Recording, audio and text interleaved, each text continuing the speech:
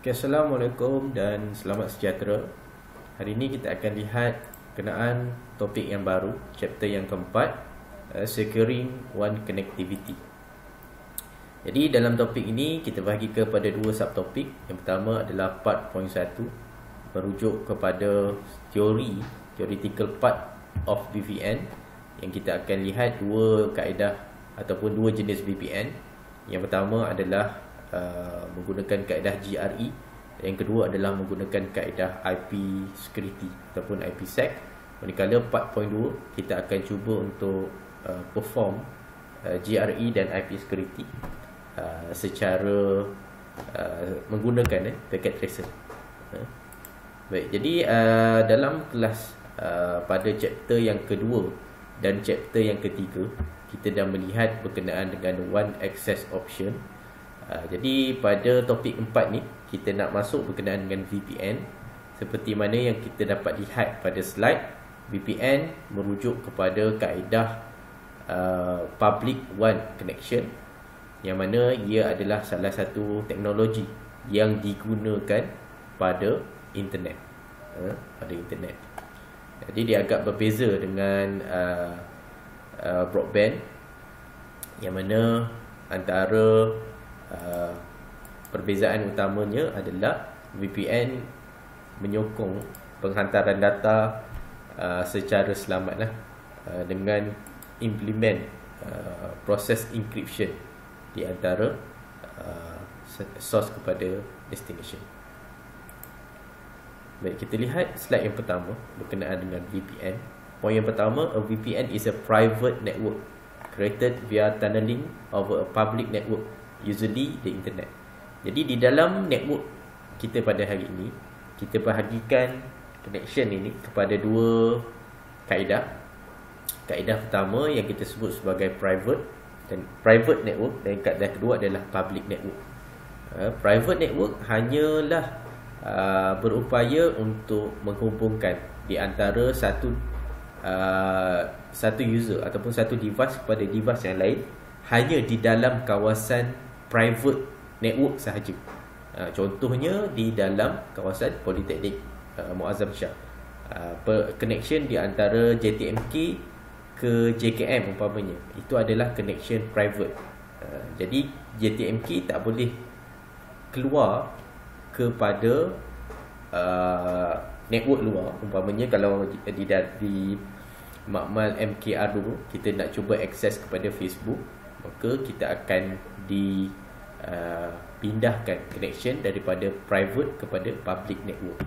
Jadi private network khusus untuk connection yang limited. Limited tu maksudnya kat sini daripada segi area, limited area connection. Hanya di dalam local area yang network sama saja yang boleh connected di antara satu sama lain. JPH hanya boleh connect kepada network ataupun department yang hanya berada di dalam PMS saja. Dia tak boleh connect dengan JPH yang berada pada Politeknik Politeknik Mersing umpamanya. Jadi nak connect kepada Politeknik Mersing di antara JPH PMS dan JPH PMJ mesti menggunakan laluan public network. Itu yang pertama. Jadi yang kedua adalah berkenaan dengan public network. Jadi public network adalah network yang pertamanya adalah menggunakan konsep sharing, di mana dia akan sharing. Yang pertama adalah daripada segi infrastruktur lah.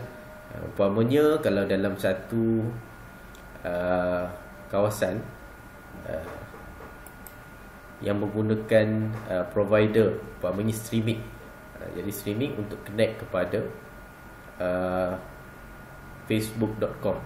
Jadi proses itu menggunakan kaedah public network. Sebab yang pertama, dia akan berkongsi infrastruktur di antara user A dengan user B, user C dan seterusnya. Dan di dalam konsep public network ni, dia tidak ada limited area, dia unlimited. Jadi daripada PC yang berada di Muazzam Shah, kita boleh connect dengan server yang berada di luar negara umpamanya, dan sebagainya. Jadi kita kena tahu perbezaan di antara private network dengan public network. Public secara global, private dia hanya eksklusif kepada lokasi-lokasi tertentu sahaja. Tetapi daripada segi security, penggunaan private network ini adalah lebih baik dan lebih selamat kerana dia hanya diakses oleh user yang berada di dalam satu network yang sama sahaja, berbanding penggunaan public yang boleh diakses oleh sesiapa sahaja. Jadi apa yang kita sebut sebagai VPN? VPN adalah Virtual Private Network. V di situ bermaksud virtual, yang mana secara fizikalnya dia tak ada ataupun dia tidak wujud. Dia hanya beroperasi secara virtual. Umpamanya kalau kita lihat virtual komputer, secara fizikalnya kita tak nampak pun ada komputer yang merujuk kepada virtual komputer. Virtual komputer adalah virtual PC yang berada di dalam satu komputer, tetapi ia boleh perform sama seperti physical komputer. Begitu juga dengan VPN. VPN ni kalau kita lihat, dia umpama seperti private network ataupun umpama seperti local area network. LAN dan private network tu adalah benda yang sama. Tetapi kalau pada awal tadi saya ada maklumkan yang mana private network ataupun LAN ini, limitation dia adalah berkenaan dengan area, limit area. Hanya di dalam kawasan LAN saja yang boleh connected di antara satu sama lain. Jadi untuk untuk overcome limitation yang ada pada local area network tadi, maka wujudlah satu teknologi yang kita sebut sebagai VPN. Yang mana VPN ini ia adalah private network yang menggunakan public network untuk proses penghantaran data yang lebih selamat.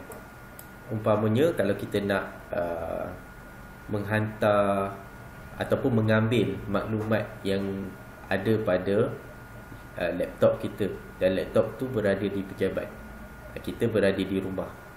Jadi kaedah VPN boleh digunakan agar connection secara direct daripada office ke rumah boleh kita hubungkan.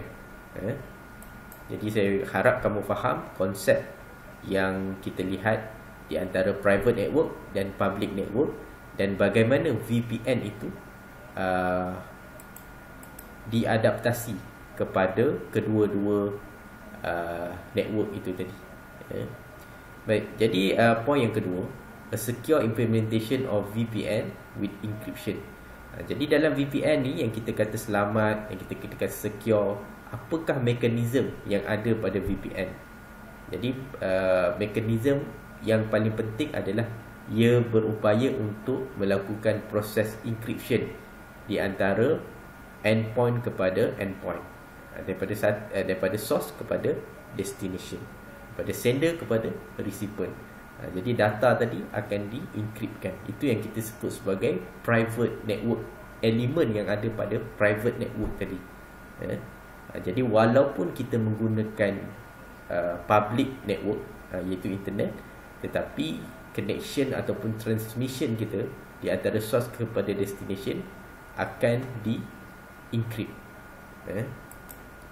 Jadi di dalam VPN kita menggunakan ada beberapa kaedah tunneling, iaitu IP security, dan kita juga ada GRE. Baik, to implement VPN gateway is necessary. Jadi VPN gateway digunakan untuk ataupun digunakan sebagai pintu masuk dan pintu keluar data tadi untuk dihantar daripada sender kepada recipient. Dan tunnel VPN ini akan dibina di antara gateway gateway A kepada gateway B, seperti yang ada pada Raja. Gateway itu kita boleh istilahkan kepada beberapa jenis device, antaranya router yang kita sebut sebagai VPN gateway, ataupun kita boleh menggunakan firewall ataupun Cisco ASA. Cisco ASA juga adalah a part of a firewall jugalah. Jadi itu adalah pengenalan berkenaan dengan VPN. Baik, seterusnya adalah benefit of VPN. Jadi kalau kita lihat kat sini, dia senaraikan 4 kelebihan benefit yang ada pada VPN. Yang pertama adalah cost saving. VPN enable organization to use cost effective high bandwidth technologies such as a DSL to connect remote office and remote user to the main site. Jadi kelebihan yang pertama adalah cost saving, yang mana kalau kita nak lihat VPN ni sebenarnya kita comparekan dengan penggunaan lease line ataupun point to point PPP. Kita sedia maklum bahawa connection lease line tadi adalah connection yang eksklusif, dihubungkan di antara satu network kepada network yang lain.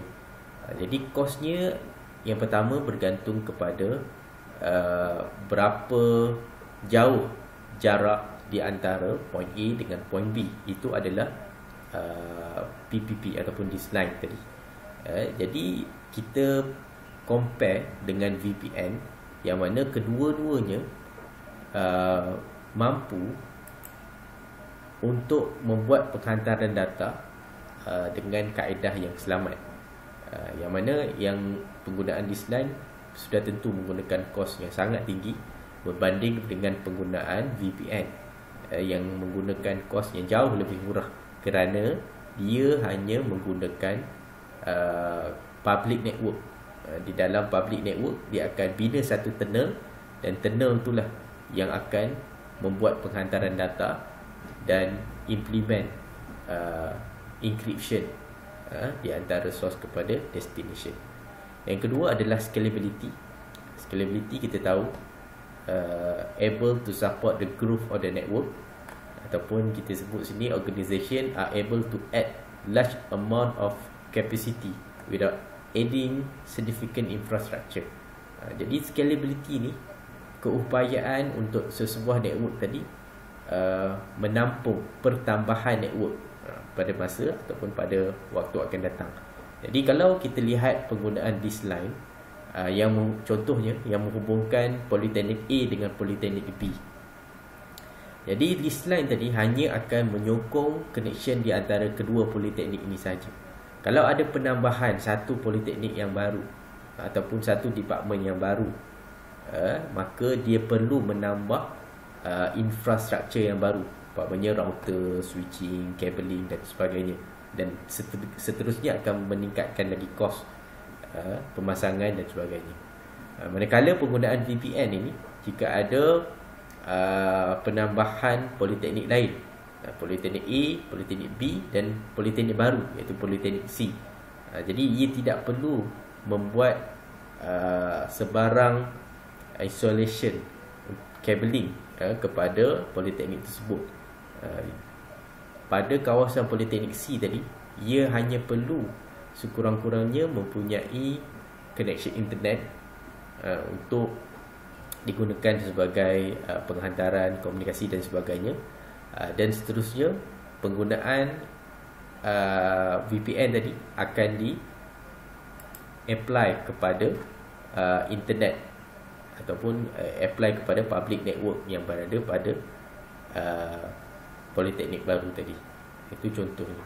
Maksudnya VPN ini berupaya untuk support scalability, which is able to support the growth of the network without adding significant infrastructure, tanpa memerlukan ada penambahan device yang drastik kepada politeknik tersebut lah. Sebab dalam VPN ni dia mudah, kita hanya guna internet saja. Daripada internet tu kita mungkin akan ada connection, sama ada connection site to site ataupun remote connection, menggunakan aplikasi VPN, masukkan username, password dan seterusnya, selesai. Semudah itu sahaja. Jadi antara lainnya, kelebihannya adalah compatibility with a broadband technology, yang mana allow mobile worker and telecommuter to take advantage of high speed broadband connectivity. Jadi untuk VPN ini dia support semua broadband technology. Dalam kelas yang lepas kita dah lihat dia ada beberapa teknologi di bawah broadband. Antaranya adalah DSL, kita ada fiber to home, kita ada WiMAX dan sebagainya. Jadi VPN ini boleh menyokong ke semua teknologi yang berada di dalam broadband, as long as teknologi itu berupaya untuk connect kepada internet. Dan yang keempat adalah benefit yang paling besar sekali, iaitu security. VPN can use advanced encryption and authentication protocol. Jadi dalam VPN ini yang kita titik beratkan adalah berkenaan dengan tahap keselamatan semasa penghantaran data, yang mana data tadi akan di-secure, dan bagaimana kaedah secure dia adalah dengan menggunakan proses authentication. Umpamanya kita menggunakan MD5 sebagai proses authentication, dan kita juga ada encryption sama ada menggunakan protokol DES ataupun AES dan sebagainya, yang mana kesemua itu adalah untuk menjamin penghantaran data yang lebih selamat daripada cyber attacker. Baik, dalam VPN kita ada dua kaedah connection. Yang pertama adalah site to site VPN. Site to site VPN connect entire network to each other. For example, connecting a branch office network to a company headquarters network. Jadi site to site ni merujuk kepada connection yang lebih fix ataupun tetap, yang mana kalau dalam contoh ni dia merujuk kepada connection di antara headquarters dengan branch office. Satu headquarters di Kuala Lumpur dengan branch office di Kuantan, di JB, di Ipoh dan sebagainya. In site to site VPN, and host send and receive normal TCP/IP traffic through a VPN gateway. Jadi dalam site to site VPN ini semua perhantaran akan melalui VPN gateway. Dalam kaedah ini VPN gateway kita boleh nyatakan ia sebagai router ataupun sebagai firewall, iaitu ia adalah pintu masuk dan pintu keluar network kepada network yang lain. The VPN gateway is responsible for encapsulating and encrypting outbound traffic. Jadi VPN gateway contohnya pada rajah ni adalah router. Di antara router dengan firewall ni, ia akan bertanggungjawab. Yang pertama adalah untuk encapsulatekan data tersebut. Encapsulate, saya harap kamu masih ingat lagi, dan seterusnya akan melalui proses encryption sehinggalah sampai kepada penerima ataupun pada VPN gateway penerima sebelum ia decrypt semula untuk diterima oleh recipient tadi. Baik, itu adalah site to site. Key point yang kamu kena ingat, site to site ni connection ni adalah fix. Contohnya connection di antara headquarters dengan branch, dan connection dia mempunyai ataupun dihantar melalui VPN gateway. VPN gateway itu apa? Contohnya seperti router ataupun firewall. Baik, jadi kalau ada rajah, kita akan nampak ada satu laluan. Laluan ni lah yang kita sebut sebagai tunneling. Dan ni, jadi dalam VPN kita ada beberapa jenis tunneling. Cuma dalam topik kita ni kita hanya akan cover tunneling jenis GRE, dan yang kedua adalah jenis IP security. Baik, yang kedua jenis VPN yang kedua adalah remote access VPN. Jadi konsep implementation dia sebenarnya adalah sama, cuma remote access VPN ni dia punya connection tak fix. Maksudnya ia mobile, boleh dan sesuai dan kebiasaannya digunakan oleh mobile user ataupun teleworker, yang mana dia bekerja bukan pada satu kawasan yang sama setiap hari, tapi dia perlu connect kepada server ataupun network pada sesebuah syarikat tersebut. Jadi poin yang pertama, a remote access VPN support the need of telecommuter, mobile user and extranet traffic. Allow for dynamically changing information and can be enabled and disabled. Used to connect individual hosts that must access their company network securely over the internet. Okay. Jadi poin ketiga ni kita nampak dia sebenarnya ada banyak perbezaan, yang mana kalau dalam site to site VPN tadi, kita dapat lihat bahawa connection tersebut akan berlaku secara tidak secara individu, mungkin dia secara global, secara group yang menghubungkan branch A dengan branch B. Dalam satu branch tu mungkin kita ada 10 ataupun 200 staff. Jadi dia bukan secara individu. Tapi untuk remote access, connection dia adalah lebih mobile, sesuai untuk teleworker. Dan remote access ni, connection dia adalah melibatkan satu individu, iaitu teleworker sebagai contoh, yang perlu connect kepada network sesebuah syarikat di dalam keadaan yang secure lah, yang selamat lah. Jadi kalau dalam site to site VPN, kita menggunakan VPN gateway, umpamanya router ataupun firewall. Tetapi untuk remote access VPN, kita ada VPN client software, yang mana ia perlu diinstall sama ada di dalam laptop ataupun smartphone bagi mobile user tersebut. Dan bila kita install tu, dia akan bagilah maklumat yang perlu kita masuk, antaranya adalah username dan password, sebelum kita dapat akses ke dalam VPN yang menghubungkan terus kepada network di syarikat tersebut. Baik, itu adalah contoh yang dapat kita lihat ataupun perbezaan di antara penggunaan jenis VPN, site to site VPN dan remote access VPN. Baik, jadi saya harap kamu faham. Kalau ada soalan boleh tanya di ruangan komen. Jadi kita akan jumpa untuk slide ataupun lecture yang seterusnya berkenaan dengan GRE. Baik, sekian, terima kasih.